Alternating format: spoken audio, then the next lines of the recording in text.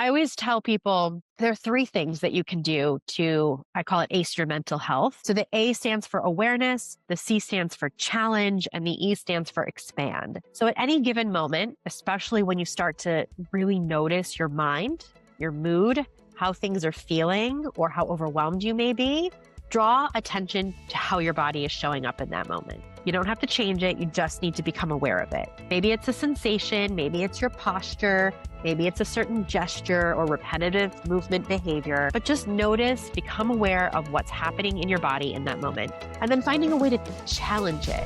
This is Doctor Talks.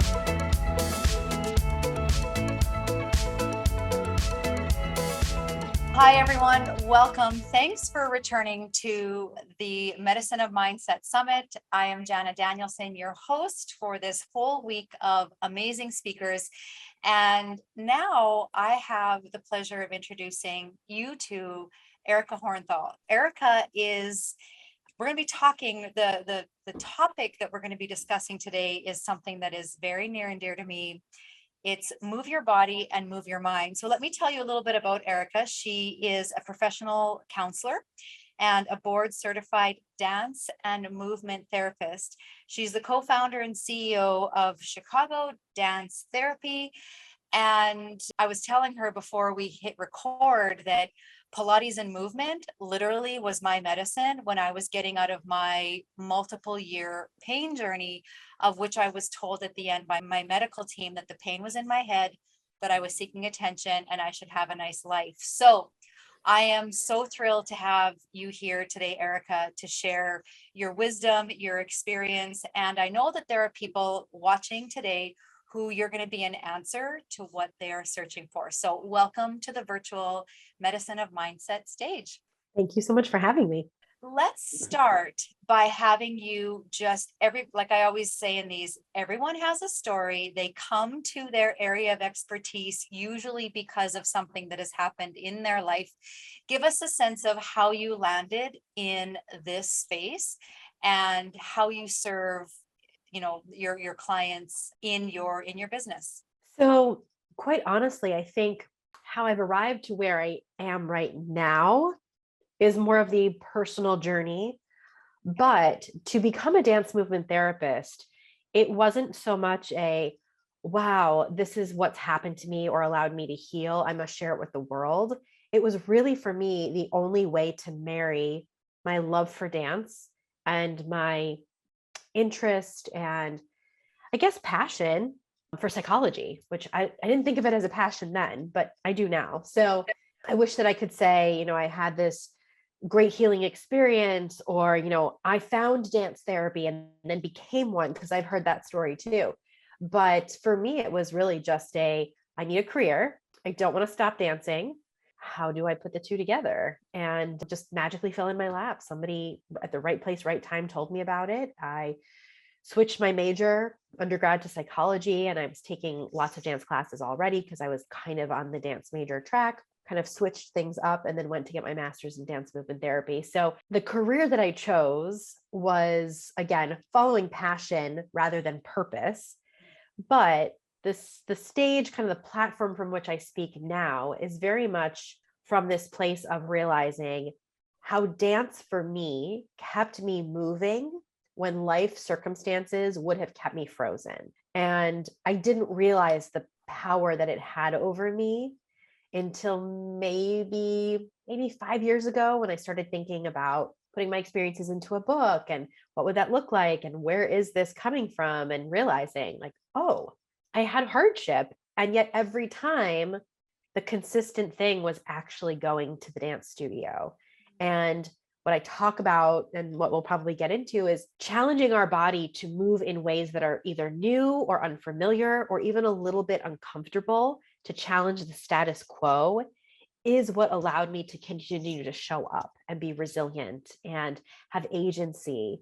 So that's from where I speak now. Did I realize that dance therapy was doing that for me at the time? No.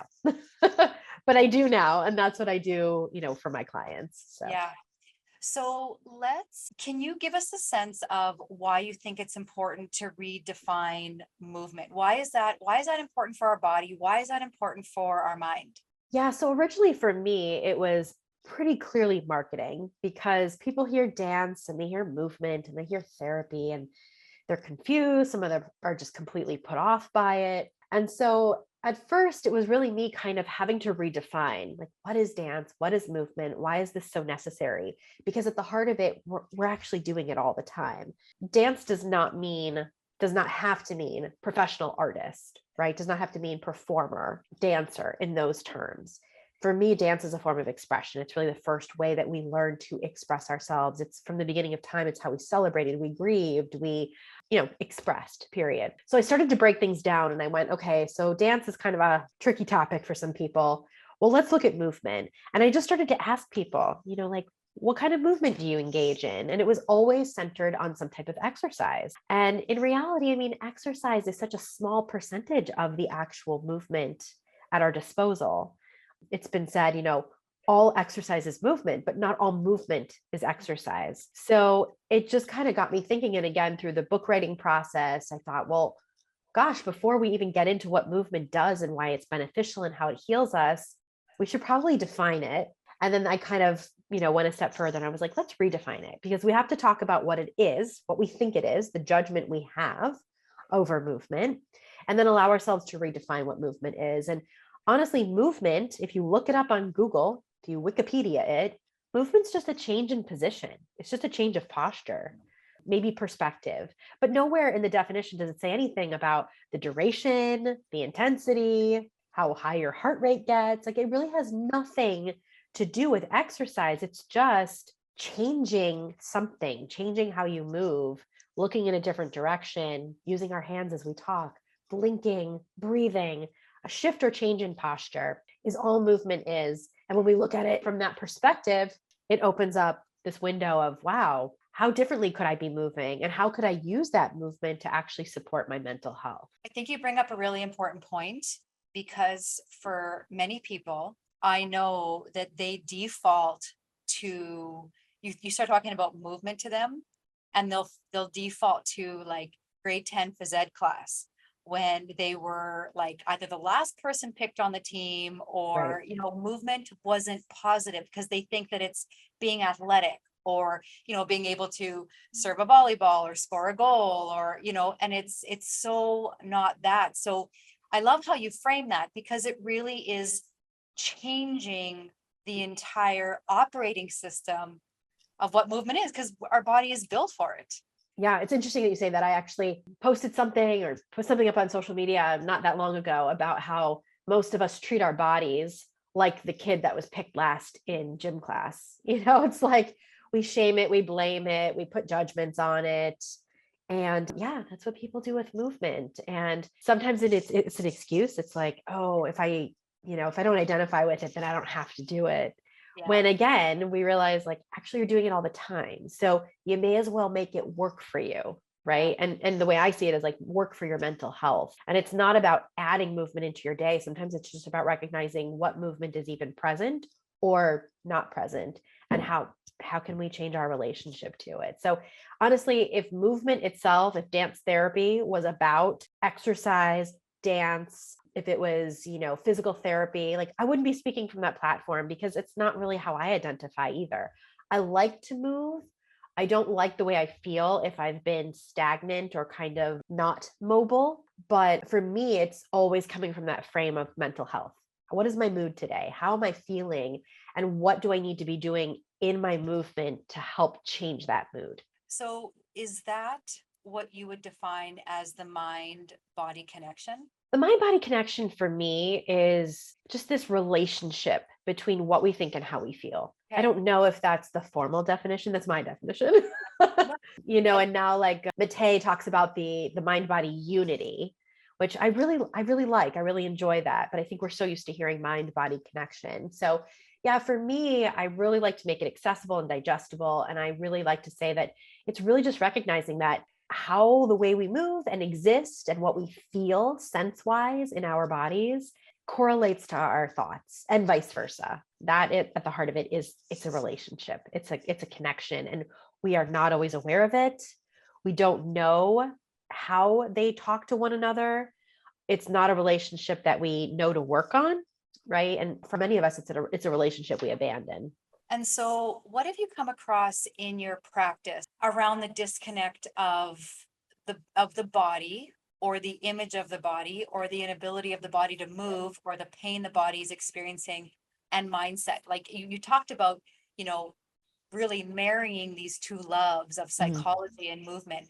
Talk a little bit about in your practice, how you're pragmatically, what are you seeing and how are you helping the shift? So I guess while there are a lot of commonalities, I definitely see the uniqueness, right, in every person, every session. I don't work with just one, we'll say, concern or issue. And so everything always feels a little different. But what ends up happening, right, is that how the person is moving is directly correlated to what they think and how they feel.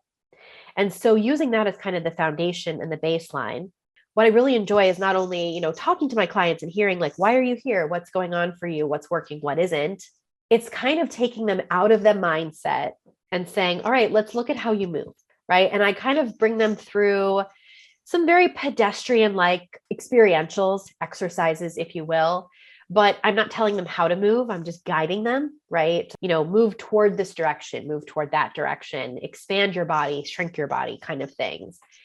And what really happens is people start to very quickly not only identify how they move, but they start to make the connections and like, whoa, this feels a lot like what I do at work. Or yesterday I was working with a client, we were talking about boundaries and just kind of this realization as we were moving our boundaries and kind of playing with the boundaries around us, realizing that it comes down to how secure I feel, or how confident I'm feeling for this person in particular. And that instead of just accepting it or saying, I'm terrible with boundaries, there are things we can do. And if thought and mindset is too hard to change, which it often is, we can start looking at the way we move with regard to these issues. So it's not even like, how aware am I of my body? Do I feel good about my body? Am my body positive? I mean, that comes with the territory, but we're not looking, we can accept and kind of understand, oh yeah, there's judgment there. We're not even diving into that. It kind of comes up organically. It's really just like, let's explore how we move and let's look at the different ways you can move. And just talking about that, right? Like, how comfortable was that for you? How uncomfortable was that for you? It's such a spectrum, and so it's always mind blowing for me as the therapist, but also for the client of kind of like, I've never really done anything like this before, but also the why haven't I done anything like this before? Yeah. So you know what, let's talk about that, because inviting you here to share your knowledge was really important, because I think that, the specificity of the dance movement therapy, a lot of people would think, like you kind of alluded to at the beginning, well, I'm not a dancer, therefore this would not apply to me. Talk about how does it discriminate between age and ability and dance experience, or if someone's watching you right now, how could they start to implement or learn more about this so that they can start to change some of the ways that their mind is seeing their body? So the beautiful part about movement, right? Whether you talk about dance, movement, however you identify it, the beautiful part about it is that it's always present. Like before we're born, right? We are moving. There is movement, whether it's our mothers that are moving us, right? Whether it's the digestive process, the birthing process, all of that is movement, right? All the way up until we take our last breath. Actually, even there's research or there's proof that shows like even after death, there's still some movement. But Christine Caldwell is a well-known dance movement therapist, wrote the book Bodyfulness, and she always defines the absence of movement to be death, right? Death is the absence of movement. So we're always moving, right? We're always moving. And so that's kind of one of the ways I just start to break it down for clients. It's very rare that I've had any clients that identify as dancers. Actually, dancers tend to shy away or be almost like scared of dance movement therapy because there's kind of a threat to the livelihood, right? I don't want to change the way I move. It's working for me. It's my bread and butter. I'll do that when I retire, right? So I think sometimes what happens is, yes, people are looking for a dance movement therapist. Maybe they've done research, but I'm also a therapist that's paneled with insurance companies. And so if I happen to be in that person's area and I take their insurance, it's kind of just a bonus for them, right? They don't really know what they're getting themselves into, but then they realize, wow, like this is really addressing where all of my communication is. Like most of our communication is nonverbal. So why wouldn't we bring that into the room? So that is my goal, right? Is just to help validate, support everything that the person brings into the room, help them kind of shed light on what they bring into the room and help them connect the dots, like how is what you're doing with your body or what you're not aware of with your body right now contributing again to these habits, these, unhealthy behaviors or this idea of kind of feeling stuck, like we have nowhere to turn. So with regard to, what do people do? How can they start doing this on their own? Like, honestly, that's really one of the reasons I wanted to write my book Body Aware was to help people who either didn't have access to this, whether it's financial or geographical. And some people just either don't feel comfortable going to therapy, don't want to go to therapy, again, can't afford therapy. And these are things that we could be doing because we all have a body. So why not better learn how to move with it instead of feeling like, oh, I only get access to it if I go see someone. So I always tell people there are 3 things that you can do to, I call it ace your mental health. So the A stands for awareness, the C stands for challenge, and the E stands for expand. So at any given moment, especially when you start to really notice your mind, your mood, how things are feeling, or how overwhelmed you may be, draw attention to how your body is showing up in that moment. You don't have to change it. You just need to become aware of it, right? Maybe it's a sensation. Maybe it's your posture. Maybe it's a certain gesture or repetitive movement behavior. But just notice, become aware of what's happening in your body in that moment, and then finding a way to challenge it, right? So if I'm showing up in my body right now as very tight and tense, and maybe my arms were even crossed, the way that I could challenge this behavior, right, or this posture might be to increase it, right? Maybe I'm going to like squeeze it so tight until I really have no room to go and I have to relax, right? You can't hold that forever.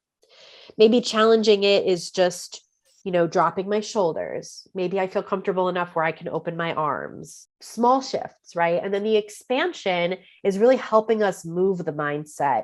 And so that would be, how much can I expand this new movement that I've created? So my arms are open, my chest is open. Do I feel safe enough to take a big breath? Can I, stretch my arms and take up a little bit more space? Very simple ways to make like actual change happen. And you do this enough, you repeat it enough times, it starts to set in, right? It starts to have permanent change, becomes beneficial on a regular basis. So I want to ask you, in a world where I believe we have become conditioned to remove or take away movement when our shoulder hurts or our back hurts, or we just take this over the counter medication to get rid of the pain, rest it, and then, rest whatever is painful and then resume life. I'd like to know your perspective on that, because that is, that's like the Band-Aid. What you're saying, Erica, really is in through movement, or what I'm hearing you say is in through movement, you're helping people get to the root of a lot of what is going on in their body. And it might show itself as physicality or emotionality. Whereas we've been conditioned to believe that because that commercial told me that pain reliever works for 12 hours now, I only need to take 2 of those in a day and I'm covered. So instead of, the people that are afraid of moving because of the pain, what do you say to them? I get that a lot, right? I've seen quite a few clients, whether or not they come to me for this reason, it very quickly shows up as chronic pain, right? Actually, I've been in pain most of my life, right? Or I have this diagnosis. I stopped moving this part of my body because it has so much pain. And that is the problem, right? Pain equals constriction. When we are in any kind of physical or emotional pain, our bodies constrict. And constriction does not help us loosen up, right? Lubricate the joints. It just makes it harder to move. So while the answer is not throwing ourselves into the deep end and moving big and loud and fast, I like to look at it as there has to be some movement possible. Again, because the absence of movement suggests death. So if you are alive, there has to be some movement happening. And micro movements, right? It can be a very small movement. But once I have clients focus on a part of their body that they are able to move, that perhaps doesn't bring either as much or maybe any discomfort at all, it just relaxes them, right? It's like all of a sudden I'm not focusing on the pain. I'm not focusing on the constriction. And before we know it, the part of their body that is in pain moves. And maybe it's not pain-free, but again, we can alleviate some of that pain, again, because we're not fixating on it and causing more tension and more constriction. Things loosen up. And then it's like, oh, I haven't felt this free to move in a really long time.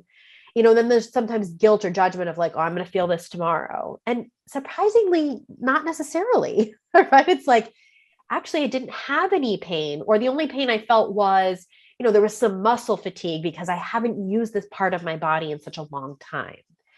So again, I think we need to piece out that movement is exercise, because if I haven't exercised, or exercise is what causes pain, then I'm just always going to equate it as bad, right? Something I can't do, so I can't get healthy. And again, we're constricting, we're limiting our movement, which limits our emotional capacity. It limits our ability to just take on, deal with overwhelm, manage emotions. Like it just does a huge disservice all around. So, does it take away the pain?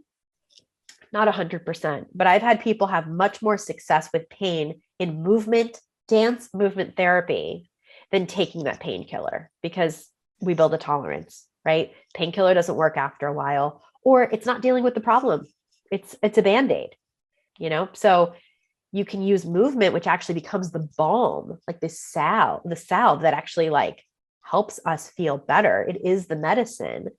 Or we can continue to just patch it up, right? Kind of cover it with a Band-Aid and feels fine in the moment, maybe taking that Tylenol or whatever, right? That's kind of my go-to, but I guess people use, prescription strength things, right?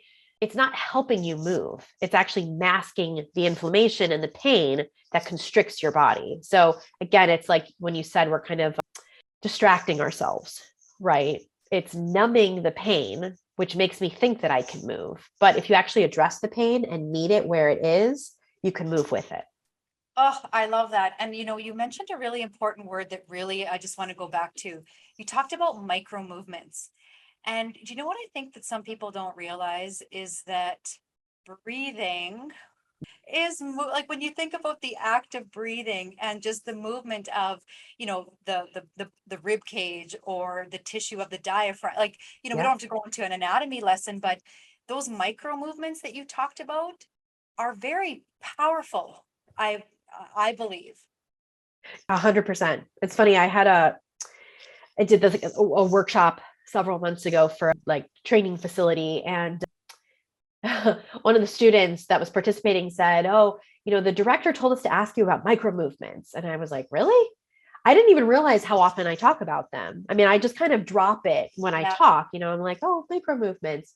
But I guess that for a lot of people, that is a big takeaway for them, when I use that word, because either they haven't heard of it before or they've never framed it that way.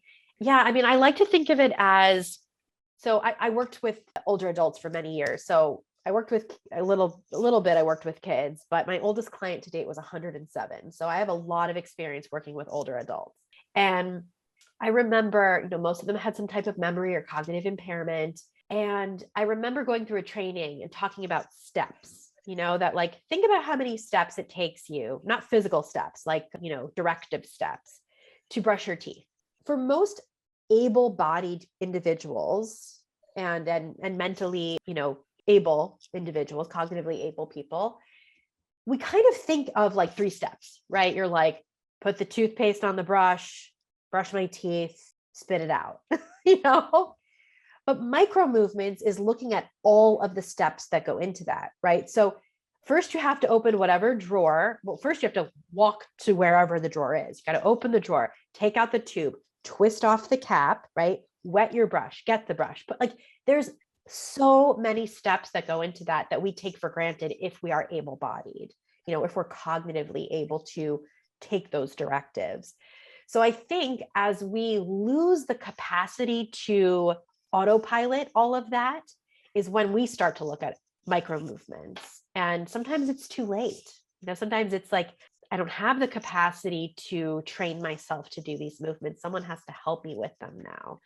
It's to our benefit to really look at those micro movements, and one, it makes movement more accessible because I can start with the slightest, smallest movement and build from there. But it also helps us redefine movement, that we can break it down and simplify it and realize, oh yes, I'm breathing. Oh, I'm blinking, and it took my older adult clients to tell me those things for me to even realize that, and I started to ask them, how are you moving today? And, I was like, oh, someone's going to tell me they went to physical therapy or, they went shopping with their daughter. And no, they were like, I sneezed, I coughed, I got dressed, I fed myself. Like, yeah, that's movement. But the last time most of us did that was, probably around 2 or 3. And we don't have great memories of that because our hippocampus wasn't intact. So, yeah, I think micro movements are just a great way to reframe what movement is possible at any given moment. So continuing on with that kind of thought process, how do you think how we move influences how we think or feel? Well, the science behind it, right, that I can't take credit for, but a beautiful book that was written a few years ago is called Molecules of Emotion by Dr. Candace Pert, talks about how we have these receptors all throughout our body that help us feel, right? These molecules of emotion. They're not just in our brain. They're, in our livers, in our pancreas, in our stomach, in our spleen, like all over the body, parts of our spine. And so the way I see it is if we want to access those emotions, right? We want to be able to identify, move through, just be with some of those emotions. We have to access the body. We have to move our body. And I think that's why so often when we're not used to moving certain parts of our body and we do, emotions come to the surface. So while there's ancient, medicinal practices, right, or meridians that talk about, this side of the body is this part and this organ is this part, I don't even go that deep. Like, I don't even think we need to. I think that's important. You don't have to understand all of that, though, to realize that your emotions are embodied. And when we move our bodies, we have access to those emotions. And when we don't move our bodies, sometimes we limit those emotions. Just because we're not moving them or relating to them doesn't mean they're not there. They kind of get stuck, right? They're just kind of there. And it's to our benefit, if we want to start moving, expressing. Like, I thought about this the other day, trauma right now is really trendy. We're talking about how we have to move the body and trauma, body and trauma. But even that comes from a headspace. For a lot of people, that's difficult. And so you might notice that as you're healing yourself, your movement changes, but you can also use your movement to start healing. Change the way you move, use your opposite hand, drink with your right hand instead of your left hand, cross your arms a different way, brush your teeth with your non-dominant hand, like just challenging our ingrained habits, like the wiring in our brain.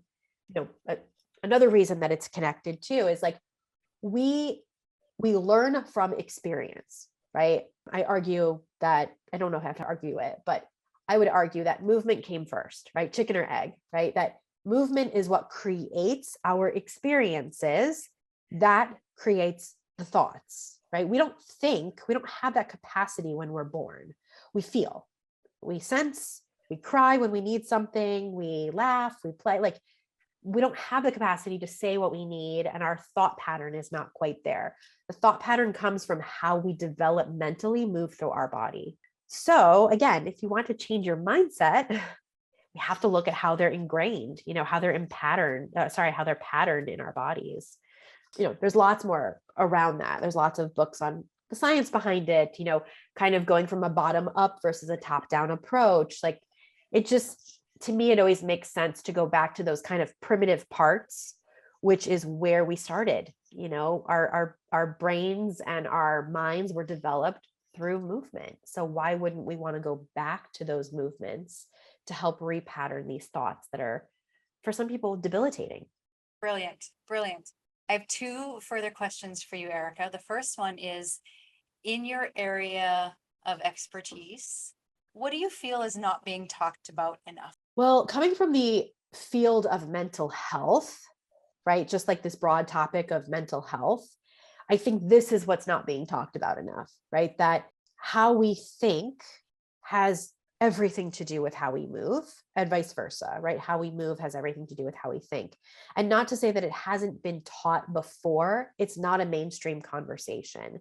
And that anytime movement comes into play, it's usually to release endorphins, right? To feel better, to loosen up the body. It's not always coming from this, like, how does our movement, the way we move, support or perpetuate our own mental health? From the perspective of dance therapy, that in itself is not being talked about enough.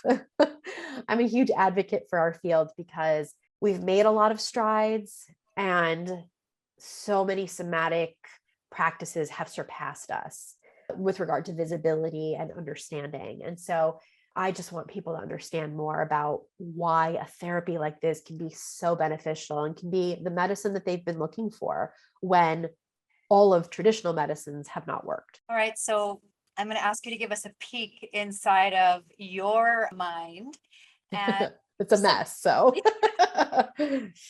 what are some of the mindset habits or rituals that you do in your own life to ensure that, you can stay in that, however you want to explain it, like cup half full, or, the rose colored glasses, because as the healer that you are, right? Like, I find that people that heal can sometimes very often take on a lot of the energy of those who they are healing. And so right. what do you do to, to protect yourself from that so that you can show up for them, but still show up for you? From a movement perspective, I find meaningful, mindful movement. So for me, it is dancing, but it's not necessarily a technique. It's not honing a craft. It's passionately and wholeheartedly and joyfully connecting to my body in a way that feels expansive and feels validating and like taps into me. Like I feel most myself when I'm dancing, and a little bit someone else sometimes, right? Like depending on the music or the choreography. But I feel myself, like I feel connected to myself. And so that's a big piece for me. So that's not to say that people listening have to dance, but I would encourage you to find a movement practice that speaks to you. There's so many out there. Again, they're not exercise based. There's so many different movement practices that you can try out or engage in and see which one speaks to you. But the thing that I always come back to that I have to keep working on myself is checking in with my body. Just the other day, I had an experience where I was with a colleague, and doesn't usually wear a mask, but she had a mask on, and I didn't say anything. She actually said before I even I was going into her home. Before I went into her house, she said, yes, I'm wearing a mask. You probably see. She's like, someone in my household has COVID. And I said, okay. And I remember just kind of taking a pause because I could already feel my mind starting to freak out. I get a little crazy when it comes to like health stuff. And so my mind was like, get out, get out. The red lights, the alarms were flashing. And I didn't even do this verbally. Like it's just something I do like innately now. I remember kind of going inward, and I asked myself, I was like, what does my body feel right now? Is my body alarmed? Because if my body feels threatened, then it's okay for me to say, you know what, let's take today off. I'll see you next week. Right. threat or not, if it feels threatening to me, I know that I'm not going to be in a great place to relate and move together and talk. And so I took that time. Again, it was maybe like 3 seconds because I've got it down to a science. I went, no, my body feels okay. I don't feel threatened. There's, yes, there's always risk, right? I guess in anything. I can wear a mask if I want to, I don't know, I have choices, I have options. So that for me has been a big one. It's not just teaching my clients to check in with their bodies. I have to do that too, because I go to my headspace immediately. And I've been so conditioned to go to that place of anxiety, of alarm, that often my body is not feeling that anymore. It's an old mind habit. So I go to my body, I ask, what's going on? What do you feel? What's present? And if what I feel is calm and grounding and center, then I know that I can trust that. And if I don't, then I have choices. I have options. It's not black or white. It's not either I freak out or I don't. There's a spectrum. So I would say, like, just kind of starting with the how I'm moving, can I check in with my body? How well do I know my body right now? And trying not to place judgment on the body. Like if judgment is present, that's the mind. The mind is having a field day. So if we're feeling shame, blame, guilt, those big ones, right? The body might feel it, but those are definitely a construct of the mind. And when we can kind of come back to the body, we can create space for alternative perspectives. So you made me think of one more question when you Yeah. said, you don't have to dance. That's kind of that's my go-to. Right. But can you, and choreography or not, is music, like, I just want to touch quickly on music and the Yeah. rhythm of music with movement in the body. It doesn't have to be like a choreographed piece. It could be just putting on your favorite song and like, just touch on music a little bit before I ask you how people can find you if they are wanting more information. I'm so delicate with music because, as a dance movement therapist, I work very closely with some music therapists. Yeah. And so, I just always like to say, like, this is my connection as a dance movement therapist to music, as a dancer to music. But music as I know it is a primer for movement, right? Right. Whether you're making music, movement is involved, right? Or if you yourself or you're working with someone that is really, really physically stuck, music is a great way to naturally bring in rhythm, which again facilitates movement. So if we try not to look at it as I'm going to put on music and I'm going to dance, right? But it's very hard or rare to find someone that doesn't connect to some form of music. You put on a music, or maybe it's improvisational, maybe it's on your radio, maybe it's something that you have a lot of experience with. You put it on, I guarantee you a part of your body will be moved. And that doesn't mean you're having an impromptu dance party. It might just be, I feel at ease. There's an opening. I've relaxed. Maybe I'm tapping my foot. Maybe I'm wiggling my fingers. Again, notice what's happening. So I would say definitely use music if you feel like it's hard to initiate movement.